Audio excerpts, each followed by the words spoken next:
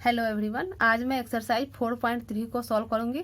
इसमें कहता है कि प्रत्येक में दिए गए शीर्ष बिंदुओं वाले त्रिभुजों का क्षेत्रफल ज्ञात कीजिए। त्रिभुज का क्षेत्रफल ज्ञात करना है, तो त्रिभुज का क्षेत्रफल कैसे हम लोग ज्ञात करेंगे, पहले हम लोग सूत्र को देख लें। ये हमारा है एक्सरसाइज 4.3। तो हम लोग पढ़ चुके हैं कि जब शीर्ष दिया हुआ हो, मान लें कि ए दिया हुआ है x1 y1, b x2 y2 और c दिया हुआ है x3 y3। ये मान लेते हैं कि दिया है, तो हमारा त्रिभुज का क्षेत्रफल हम लोग पढ़ चुके हैं पहले। त्रिभुज का क्षेत्रफल होता है half x1 y2 minus y3 plus x2 y3 minus y1 plus x3 y1 minus y2। अब इसको हम सारणी के रूप में कैसे व्यक्त करेंगे, तो इसको हम ऐसे व्यक्त करेंगे, त्रिभुज का क्षेत्रफल ये हाफ रहेगा और सारणी के रूप में ऐसे लिखेंगे x1 x2 x3 y1 y2 y3 और 1 1 1। और इसका मापांक, ये चूंकि डिटर्मिनेंट में है, मापांक यानी अगर हमारा क्षेत्रफल निगेटिव आएगा तो क्षेत्रफल कभी भी निगेटिव नहीं होता है, तो उसका हम मापांक जब भी लेंगे तो मापांक लेंगे। तो ये हमारा क्वेश्चन नंबर 1 है। 1 का पहला, ये 1 का पहला क्वेश्चन है। शीर्ष दिया है, किताब सामने आप लोग रखे, शीर्ष दिया 1 0 और 6 0 और 4 3 और ये कह रहा है त्रिभुज का क्षेत्रफल। तो त्रिभुज का क्षेत्रफल निकालते हैं। त्रिभुज का क्षेत्रफल, तो हम फार्मूला यहाँ पर जान रहे हैं, पहले फार्मूला समझने के लिए। ये x1 x2 x3 y1 y2 y3 और ये 1 1 1, ये हमारा फार्मूला हुआ। अब इसमें हम वैल्यू डाल देंगे, क्योंकि x1 ये हमारा x1 x2 x3 हुआ और ये y1 y2 y3 हुआ। तो इसे लिखेंगे हाफ x1 x2 x3 यानी 164 y1 y2 y3 यानी 0 0 3, तो 0 0 3 और 1 1 1 तो हमारा रहेगा।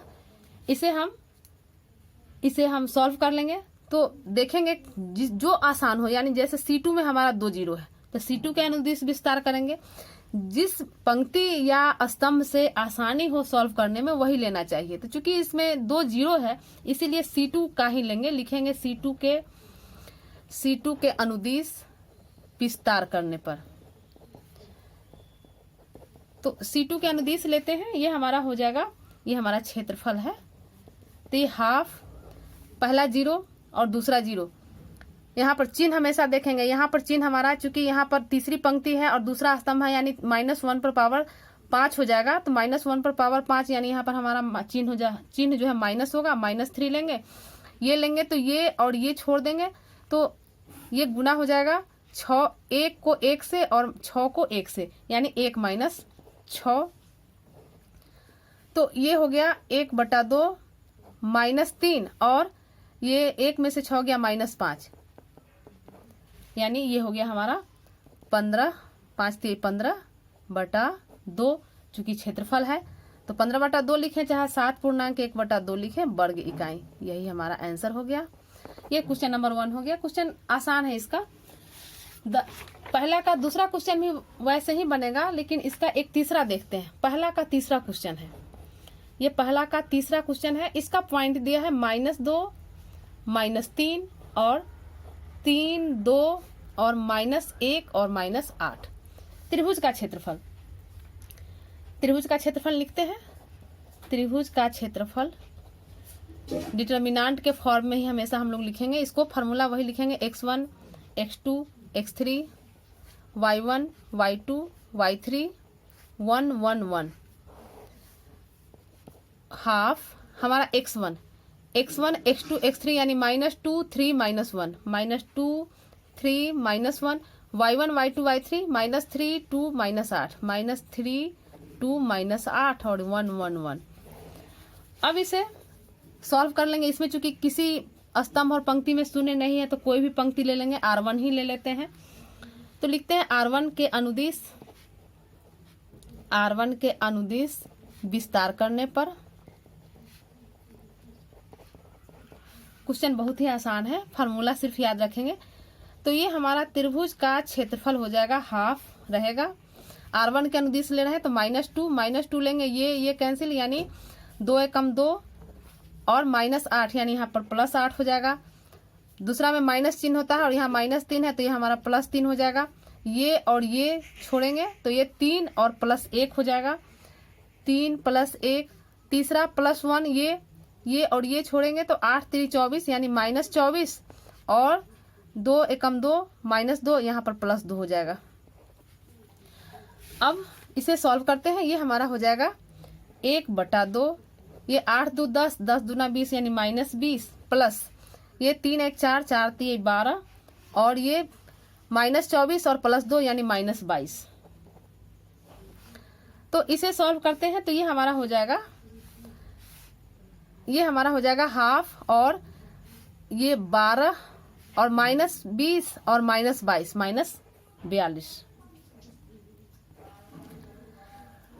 -42। अब ये हमारा 15, ये हाफ और ये 42 में से 12 में से 42 जाएगा तो आ जाएगा 15, नहीं 30। ये 30, 2 में से 2 गया 0 और 4 में से 1 गया 3 तो ये हमारा -3 आएगा यानी -15। अब चूंकि हम लोग जानते हैं, यहाँ पर समझने के लिए लिख रहे हैं कि चूंकि क्षेत्रफल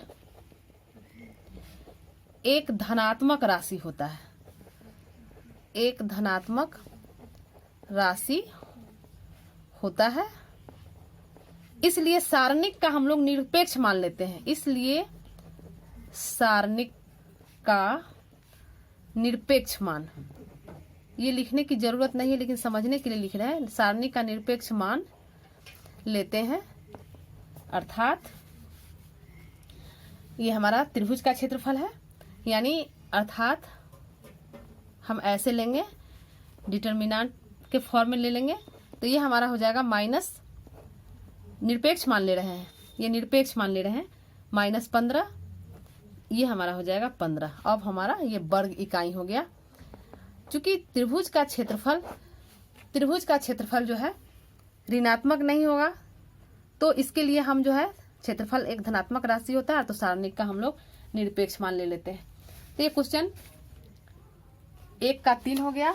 अब क्वेश्चन दूसरा, क्वेश्चन 2 कहता है, यहाँ पर किताब में देखिए क्वेश्चन 2 है, कहता है कि दर्शाइए कि बिंदु ए दिया है AB + C और B दिया है BC + A और C दिया है CA + B संरेख है। तो संरेख के लिए हम लोग क्या करते हैं, हम लोग चूंकि त्रिभुज का क्षेत्रफल निकालेंगे वह 0 हो जाएगा तो हम कहेंगे कि बिंदु ABC जो है हमारा संरेख है। ये पॉइंट दिया है A B + C और B दिया है B और C + A और तीसरा पॉइंट दिया है C को दिया है CA + B। तो त्रिभुज का क्षेत्रफल लिखते हैं। त्रिभुज का क्षेत्रफल फार्मूला तो हम जानते ही हैं, लिख लेते हैं, x1 x2 x3 y1 y2 y3 और 1 1 1। इसे वैल्यू रख देते हैं, हाफ x1 x2 x3 यानी a b c y1 y2 y3 b + c c + a + b b + c c + a + b और ये हमारा 1 1 1। अब चूंकि इसमें अगर हम संक्रिया लगा दें बहुत ही आसान हो जाएगा। संक्रिया अगर लगा दें यानी C1 और C2 को जोड़ दें तो A + B + C सब में आ जाएगा और कॉमन हम निकाल लेंगे। तो एक संक्रिया लगाते हैं, चूंकि त्रिभुज का क्षेत्रफल भी अगर निकालते हैं तो A लेंगे तो इसको गुना करेंगे तो वो भी लंबा, उससे भी हम निकाल सकते हैं और आसान पड़ेगा अगर हम प्रॉपर्टीज लगा दें, संक्रिया लगा दें, यानी C1 को अगर हम चेंज कर दें C1 + C2 तो हमारा क्षेत्रफल हो जाएगा हाफ। C1 को C1 + C2 कर रहे हैं यानी A + B + C, ये B + C + A यानी इसको भी लिख देंगे A + B + C, ये भी हमारा C + A + B यानी इसको लिख देंगे A + B + C, ये हमारा B + C C + A और A + B रहेगा 1 1 1। A + B + C हम कॉमन ले लेते हैं, लिखेंगे C1 में से A + B + C कॉमन लेने पर, कॉमन ले लेते हैं तो ये हमारा हो जाएगा हाफ A + B + C 1 1 1 ये b plus c plus a और a प्लस b, ये 1 1 1।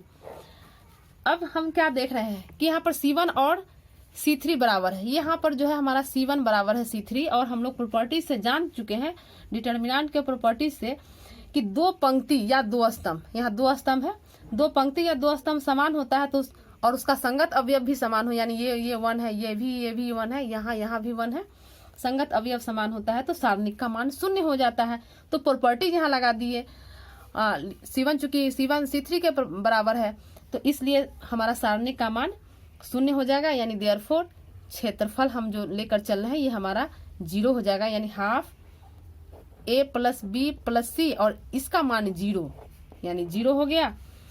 तो जब क्षेत्रफल 0 आ गया तो हम कह सकते हैं कि अतः बिंदु जो हमारा है, अतः बिंदु a b c संरेख है। तो हम त्रिभुज के क्षेत्रफल से हम इसे निकाल सकते हैं कि बिंदु, चूंकि क्षेत्रफल 0 आ जाएगा तो कहेंगे कि बिंदु हमारा संरेख है। इसे हम सारणिक के विस्तार से भी इसे हम सॉल्व कर सकते हैं। यहाँ पर चूंकि हम प्रॉपर्टीज लगाए, ये हम विस्तार करके भी इसको सॉल्व कर सकते हैं। अब क्वेश्चन 3 है। क्वेश्चन 3 कहता है, किताब में देखिए, कहता है कि प्रत्येक में k का मान ज्ञात कीजिए यदि त्रिभुजों का क्षेत्रफल 4 वर्ग इकाई है जहां शीर्ष बिंदु निम्नलिखित है। क्षेत्रफल दे दिया है 4 वर्ग इकाई। तो ये तीसरा क्वेश्चन है हमारा। ये क्षेत्रफल दे दिया है 4 वर्ग इकाई, और ये क्वेश्चन 3 का पहला क्वेश्चन है। शीर्ष दिया है K0 40 और 0 2। K का मान निकालना है, इसमें यहाँ पर K बराबर निकालना है, K का मान निकालना है। तो हम त्रिभुज का क्षेत्रफल लिखते हैं।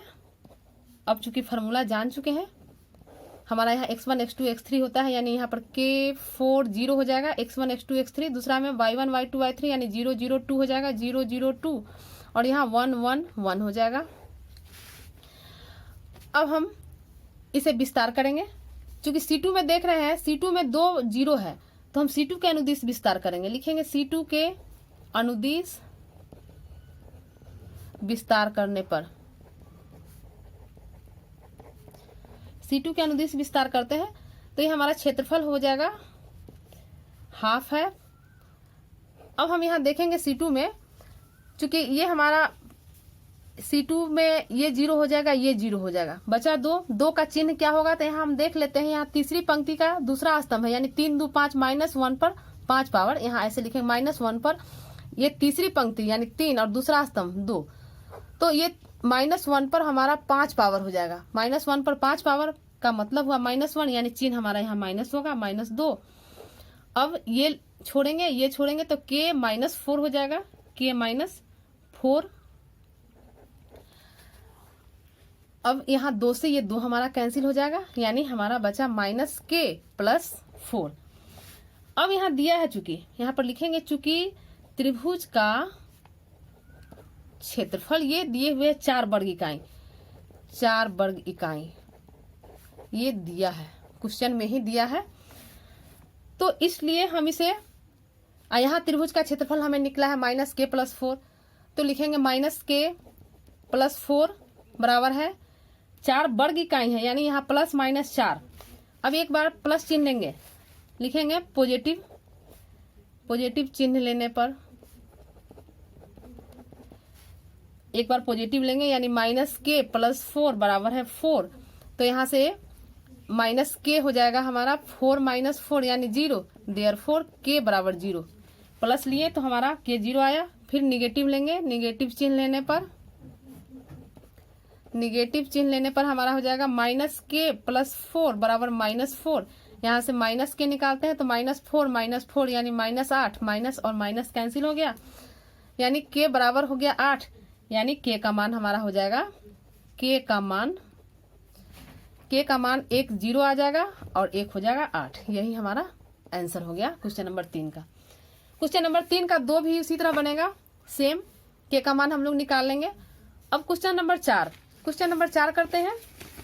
ये 4 हमारा है, कहता है सारणिकों का प्रयोग करके, ये पॉइंट दिया है 1 2 और 3 6 को मिलाने वाली रेखा का समीकरण ज्ञात कीजिए। चूंकि रेखा, यह जो कह रहा है रेखा पर हमारा पॉइंट है। तो क्वेश्चन नंबर 4 का, 4 में भी 2 क्वेश्चन है। पहला क्वेश्चन हम इसका कर रहे हैं, 4 का 2, 4 का पहला क्वेश्चन, 2 क्वेश्चन है, पहला क्वेश्चन कर रहे हैं। 4 का पहला क्वेश्चन है, मान लेते हैं कि रेखा पर कोई बिंदु, माना कि रेखा पर कोई बिंदु एक्स वाई है, रेखा पर कोई बिंदु मान लिए। तो त्रिभुज का शीर्ष, चूंकि वह रेखा पर कर रहा है, हम त्रिभुज का शीर्ष ले लेते हैं इसको। त्रिभुज का शीर्ष ले लेंगे और इसके क्षेत्रफल को शून्य कर लेंगे तो हमारा हो जाएगा, एक रेखा बन जाएगा। त्रिभुज का शीर्ष हो गया एक्स वाई, मान लिए हैं 100 और 1 2 क्वेश्चन में दिए हुए हैं और 3 6। जब त्रिभुज का शीर्ष ये हो गया तो हम त्रिभुज का क्षेत्रफल निकालते हैं। तो ये हमारा हाफ हो जाएगा, ये होगा x 1 3 और y 2 6 और तीसरा हमारा 1 1 1 रहेगा।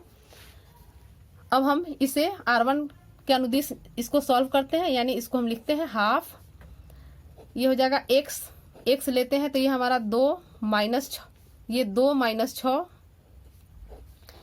माइनस y, ये माइनस हो जाएगा, माइनस y लेंगे, ये छोड़ देंगे तो 1 इससे 1 माइनस 3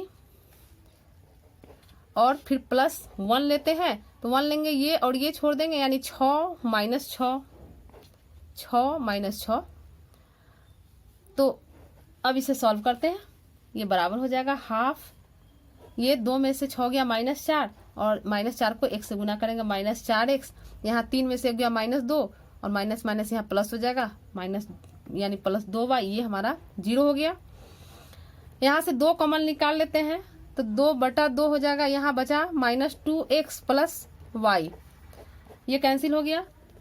तो अब चूंकि यह तो चूंकि क्वेश्चन कह रहा है कि रेखा का समीकरण ज्ञात करना है, यानी यह जो त्रिभुज लिए, यह त्रिभुज जो है एक रेखा संरेख है, हमारे कहने का मतलब त्रिभुज हमारा संरेख है। चूंकि एक्स वाई और 1 2 और 3 6 ये संरेख है, तो जब संरेख है तो त्रिभुज का क्षेत्रफल 0 हो जाएगा। इसके अनुसार ये क्वेश्चन ही कह रहा है कि रेखा पर है, यानी रेखा का समीकरण ज्ञात करना है। तो चूंकि तीनों पॉइंट जो है रेखा पर है, इसका मतलब है कि त्रिभुज का क्षेत्रफल 0 होगा। तो इस आधार पर हम लिख सकते हैं कि क्षेत्रफल हमारा हो गया 0, क्षेत्रफल 0 हो गया। अब हमारा आ गया है -2x प्लस वाई, यानी हम इसको लिख सकते हैं, यह इम्प्लाइज करेगा -2x प्लस वाई बराबर है 0। तो यहाँ से हम निकाल सकते हैं y बराबर है 2x, यही हमारा रेखा का समीकरण है, यही हमारा आंसर हो गया, ये रेखा का समीकरण हो गया। और क्वेश्चन 4 का दूसरा भी वही है। दूसरा क्वेश्चन कहता है कि सारणिकों का प्रयोग करके 3 1 और 9 3 को मिलाने वाली रेखा का समीकरण ज्ञात करें। सेम हम पहले जैसा हो जाएगा। और क्वेश्चन 5 देखिए, 5 कहता है कि ये शीर्ष दिया है वाले त्रिभुज का क्षेत्रफल 35 वर्ग इकाई हो तो k का मान ज्ञात करना है। तो k का मान ज्ञात करना है, जैसा हम क्वेश्चन 3 बनाए थे सेम उसी तरह बनेगा। करते हैं इसको, ये क्वेश्चन नंबर 5 है। 5 है, शीर्ष दिया है 2 -6 और 5 4 और k 4 और क्षेत्रफल दिया है 35 वर्ग इकाई। ये दे दिया है, क्वेश्चन ही दे दिया है 35 वर्ग इकाई। तो हम लोग क्षेत्रफल जानते हैं, उससे पहले निकाले क्षेत्रफल को। ये हो जाएगा हाफ x1 x2 x3 यानी 2 5 के फिर -6 4 4 -6 4 4 और यहाँ 1 1 1। अब इसे सॉल्व करते हैं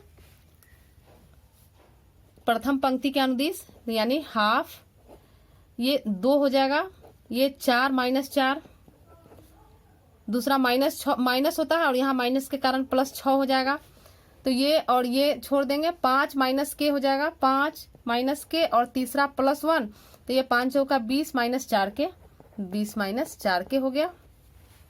अब तो चूंकि त्रिभुज का क्षेत्रफल 35 वर्ग इकाई है, तो 35 वर्ग इकाई है, तो इसको हम पहले इसको सॉल्व कर लेते हैं। हाफ, ये हो गया 4 4, ये 0 हो गया, ये हो गया 6 × 5 = 30 और -6 के, और ये हो गया 20 -4 के, 20 माइनस 4 के, इसे सॉल्व करते हैं तो ये हमारा 1/2, 30, 20, 50 और 6, 4, 10।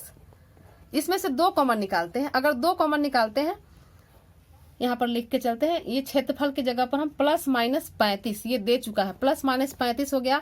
यहाँ से 2 कॉमन निकालते हुए लिखते हैं, 2 कॉमन निकालेंगे, 2 2 कट जाएगा, यहाँ बचेगा 25 और यहाँ बचेगा 2 कॉमन निकाल लिए हैं तो 5 के। अब हम इसमें एक बार प्लस चिन्ह लेंगे, लिखते हैं प्लस चिन्ह, पॉजिटिव लेने पर, पॉजिटिव लेते हैं तो हमारा हो जाता है 35 बराबर 25 माइनस 5 के, यहाँ से 5 के इधर ले जाते हैं, 5 के बराबर हो जाएगा 25 माइनस 35, 25 में से 35 गया माइनस 10, तो यहाँ से के निकालते हैं तो के बराबर हो जाएगा -10/5 यानी के बराबर -2। अब लेते हैं निगेटिव चिन्ह लेने पर, निगेटिव लेने पर तो निगेटिव लेंगे तो हमारा हो जाएगा -35 बराबर 25 माइनस 5 के, यहाँ से 5 के को इधर लाते हैं तो प्लस हो गया, और 25 इसको इधर लाते हैं तो ये भी हमारा प्लस हो गया।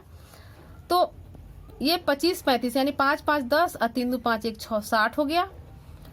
तो यहाँ पर लिखते हैं देयरफॉर के बराबर हो जाएगा 60/5 यानी 12। तो के का मान निकल गया -2 और 12।